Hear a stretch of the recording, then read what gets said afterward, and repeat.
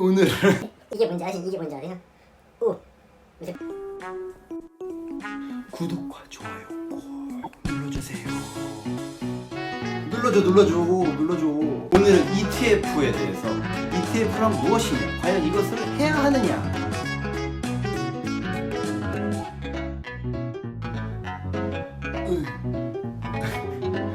끝까지 시청해 주시기 바랍니다. 먼저 S&P 500이 있고 미국 주가 지수는 다우존스가 있고 나스닥이 있죠. 그래서 S&P 500 지수는 국제 신용 평가 기관인 미국의 스탠다드 앤 푸어스가 작성한 주가 지수죠. 다우존스 지수와 마찬가지로 뉴욕 증권거래소에 상장된 주가 지수인데 지수 산정에 포함되는 종목 수가 다우 지수의 30개보다 훨씬 많은 500개예요.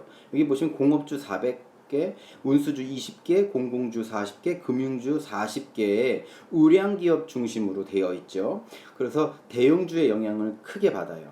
다우지수와 달리 시가총액 방식을 사용하기 때문에 시장 전체의 동향을 파악하기에 용이합니다. 보시면 나스닥 지수는 나스닥에 등록되어 있는 약 3,000개의 보통주를 가중 평균하여 나타낸 지수죠. 300개가 아니라 3,000개입니다. 여기 잘못 표시되어 있는데, 이제 오늘 내용을 보시면 제가 말씀드리고자 하는 그게 정확히 나와요. 잘 보세요. 이 왼쪽에 먼저 보시면 인포메이션 테크놀로지가 26%, 헬스케어, 파이낸셜, 컨슈머 디펜션, 인더스트리얼, 컨슈머 스테이플스, 에너지, 유틸리티, 리얼 에스테이트 뭐 이렇게 나와 있는데 탑 10 종목을 보시면 애플이 첫 번째고요. 그 다음에 마이크로소프트가 두 번째, 아마존, 페이스북, 버크셔 해서웨이, JP 모간, 알파벳. 보시면은 지금 이제 시가총액 탑 10 위주로 구성이 되어 있어요.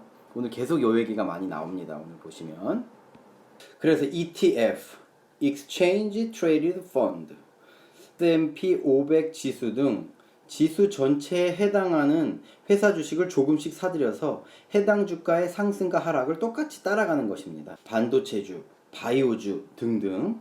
그래서 ETF는 이제 펀드랑 다른 점은, 펀드는 아시죠? 그래서 ETF는 거래소에 상장이 돼요.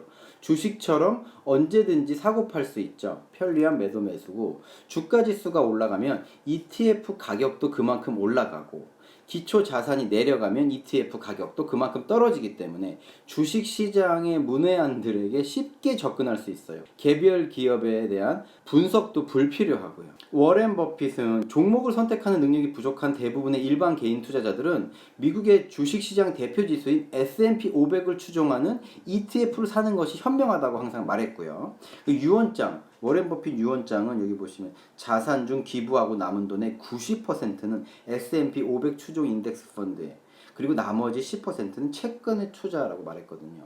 그리고 존 보글도 투자종 선정 안목이 부족한 개인 투자자들에게는 ETF는 최고의 선택이라고 말하고 있고, 유명한 레이 달리오 세계 최대 헤지 펀드인 브릿지워터 어소시에이츠를 이끌고 있죠. 투자 전략 중 하나인 퓨어 알파 펀드는 ETF로 포트폴리오가 약 90%로 채우는 것으로 유명하죠.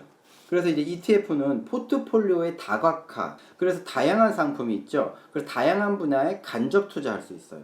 뭐 곡물, 금속, 원유, 금 등 원자재에 대한 ETF도 있죠. 그리고 채권 ETF, 그리고 고배당주 ETF 등도 있어요. 그래서 예를 들면은 뭐 어떤 ETF는 3배의 수익률을 올릴 수 있는 레버리지 ETF가 있고, 그 다음에 이제 하락장에서 수익을 얻는 인버스 ETF도 있죠. 여기 이제 우리나라 뉴스에 보니까 폭탄 사들이는 개미들, 상반기 레버리지 인버스 ETF 거래대금 폭증이라고 나와 있죠. ETF 거래대금이 연초 대비 2조 이상 불어난 3조 8,173억 원 거래량이고요. 1억 2,608자에서 400억자를 넘었대요. 종목 수는 오히려 줄었지만 투자 비용이 엄청 늘었죠. 1위가 삼성전자를 가장 많이 사들였고, 최근에 2위가 코덱스 200 선물 인버스래요. 요것은 이제 아까 말씀드렸듯이 인버스는 하락장에서 수익을 얻을 수 있는 거고, 그리고 2배, 뭐 곱하기 2, 곱하기 3 이런 게 있어요. 그러면 그거는 2배, 3배를 잃거나 얻는 종목이죠. 이제 이유는 뭐 향후 경기 회복, 지금 아직 경기 회복이 좀 불안하잖아요. 지금 6월 29일 기사니까 경기 회복에 대한 불안감과, 그리고 뭐 미국, 중국 간의 무역 갈등 재현 있고, 팬데믹, 제2의 팬데믹 이런 것들 때문에 인버스 ETF를 사들여 다고 생각하지만 제 생각에 이거 좀 이제 뭐 기관 투자자나 전문가들은 모르겠지만 저희와 같은 뭐 경력 10년 이하의 이런 일반 분들에게는 좀 위험한 방식이고요. 그 아직도 그 한국 주식하는 분들은 그 장기 투자가 아니라 급등하는 걸 원하시는 것 같고 약간 주식에 대해서 여전히 부정적인 시각을 갖고 있다. 그렇게 생각이 듭니다. 굉장히 저희들이 좀 조심해야 될 그런 여기에 뭐 뉴스 보고선 기웃 저기에 뉴스 보고선 기웃 이렇게 하는 것이 저의 투자 철학이 아닙니다. 그런 부정적인 기사나 영상 이런 것들은 조회수가 많이 나온다 그래요. 소위 말해서 인기가 있는 거죠. 그런 걸 보면 불안하고 팔아야 할 것 같고 그런 것에 현혹되시면 안 됩니다. 긍정적인 사람들이 세상을 행복하게 살잖아요. 그래서 부정적인 뭐 기사의 내용, 뭐 썸네일 이런 거는 클릭하지 마시고 저희 장기 투자하는 분들은 그런 것들은 참고는 하되 절대 흔들리면 안 됩니다. 간단히 여기서 대표 ETF 5가지 정도를 제가 한 말씀을 드려볼게요. 먼저 QQQ 유명한 ETF죠. 99년 설립됐고요. 미국 ETF 시가총액 5번째, 운용 수수료는 0.2%로 좀 비싼 편이고요. 한 주당 약 240달러로 비쌉니다. 배당금이 0.81%, 나스닥 100개 기업이 들어가 있고요. 여기 주식 종목을 보시면 첫 번째 마이크로소프트 11%, 애플 11%, 아마존 10%, 다른 것들이 한 68%. 그래서 마가라 그러죠. 마이크로소프트, 애플, 구글, 아마존 요 비율이 40%라는 얘기고요. 근데 SPYG 요것도 유명하죠. 2000년 설립됐고 성장주답게 기술주와 헬스케어의 비중이 높습니다. 운용 수수료는 0.04%로 좀 저렴한 편이고요. 한 주당 가격도 저렴합니다. 배당금은 1.53%죠. S&P 300개 기업이 들어가 있고요. 여기서도 보면 주력 종목은 10%가 마이크로소프트, 9% 애플, 7% 아마존. 그래서 약 한 32%의 마가의 비율로 되어 있습니다. S&P 500 지수 추종 대표 ETF 3개가 있어요. 여기 SPY, IVV, VOO. 크게 보시면 운용 수수료 면에서 이렇게 달라지고 0.09, 0.04, 0.03 출시일 다르고요. 한 주 가격은 비슷비슷해요. 200불대로 되어 있고요. 배당률도 뭐 거의 2% 정도로 비슷합니다. 규모는 SPY가 좀 더 크고 배당률도 IVV가 크고 평균 거래량도 SPY, IVV, VO 모두 시가총액 탑 10이 제일 많이 들어가 있어요. 그래서 어떻게 보면은 이제 개별 종목이 좀 아마존 같은 경우는 뭐 지금 2,500불 막 이렇게 하니까 비싸잖아요. 그래서 그것을 비싸기 때문에 이것을 쪼개서 매수한다는 그런 의미로 뭐 요 ETF를 사기도 합니다. 수익률 보세요. 이게 보세요. 1년 수익률이 3.3%대고 3년 수익률이 14%, 5년 수익률이 오히려 떨어졌죠. 아마 이제 코로나 바이러스 때문에 그러는 것 같은데 5년 수익률 10%밖에 안 됩니다. 이게 지금 제가 ETF를 분석하면서 보면은 이게 답답한 거예요. 지금 수익률이 너무 적잖아요. 근데 ARKK라는 뭐 그런 핫한 ETF가 요새 뜬다고 하고 있어요. 거기 보면은 이제 테슬라가 좀 많이 들어가 있고 성장주에 들어가 있는 것 같아요. 그게 지금 핫하다고 지금 막 또 뜨고 있는 것 같은데 우리는 너무 그런 것에 이렇게 좌우로 흔들리는 건 안 좋은 것 같습니다. 제가 지금 계속 말씀드리지만 여기 보시면 이제 복리 적용 시 투자금 증가에 필요한 대략적인 연수. 제가 항상 말씀드리는 게 저가 이제 한 25% 정도 수익이면 여기 26% 정확히 따지면은 26%일 때 10배가 나온다고 여기 돼 있죠. 보면은 아까 전에 이제 10% 보세요. 10% 경우는 10배로 가는데 25년이 걸립니다. 그러면 10만 불이 100만 불이 되는데 25년이 걸리는 거죠. 그러니까 안정적으로 나는 10배로 가는데 25년이 걸릴 거다. 이런 분들은 이렇게 투자하시면 되겠죠. ETF 같은 상품으로.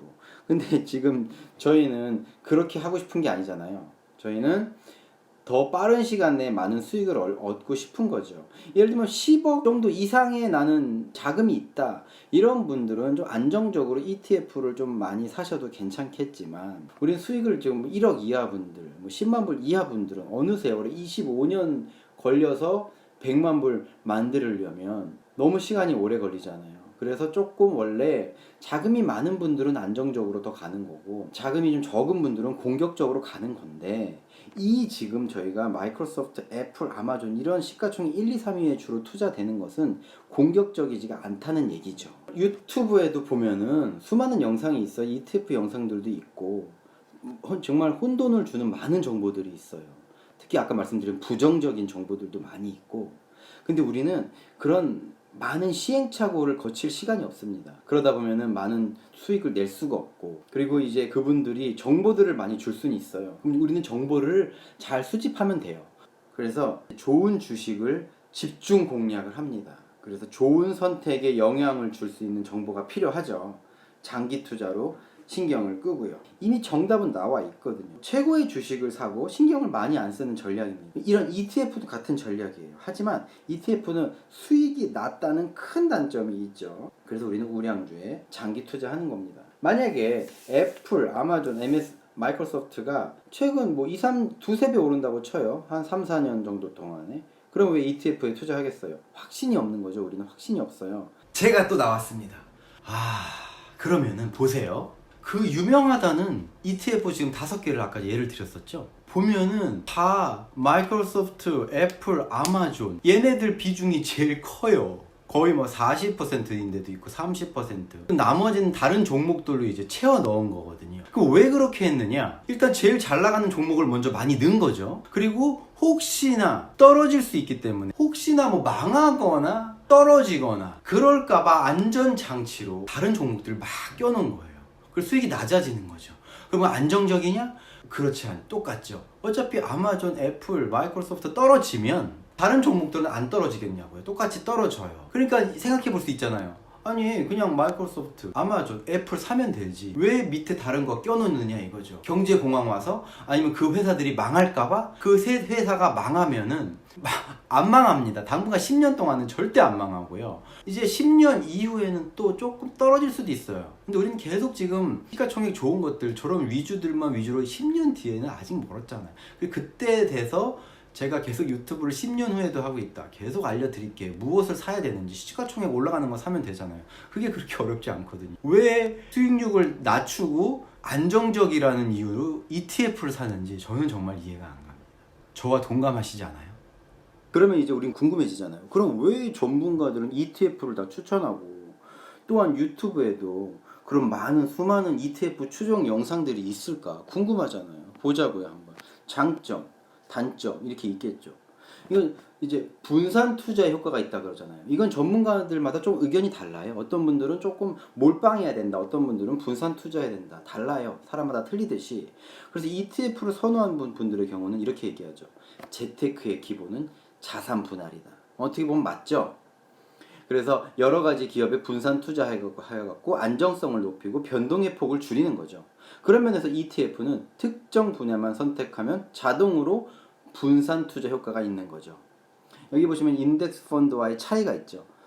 그러니까 인덱스 펀드는 펀드 매니저가 이제 해당 상품 안에서 각 회사의 비중을 조절할 수 있잖아요. 근데 대신에 수수료가 있죠. 비싸죠. 근데 ETF는 주식 투자처럼 하는 거고 수수료가 저렴하죠.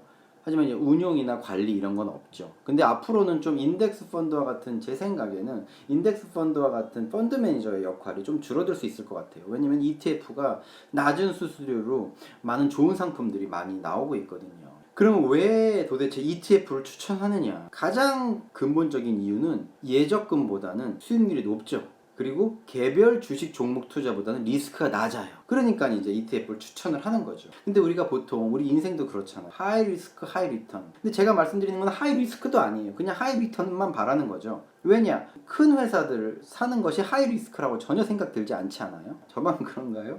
이게 보세요. 반대로 얘기하면은 예적금보다는 리스크가 있고 주식보다 리스크가 낮기 때문에 이게 보시면 수익률도 개별 종목 주식보다 낮을 수 있다는 얘기죠. 대충 이해가시죠? 단점으로는 뭐 개별 투자 불가능하고 개별 종목보다 낮은 수익률. 마가를 직접 사면 수익률이 훨씬 높은데 안정장치 주식을 섞어 사니까 이익률이 오히려 낮고 ETF는 뭐 마가 수익률이 투자비율이 낮죠. 아무래도 30-40% 그냥 넣은 거죠. 제일 좋은 것들을.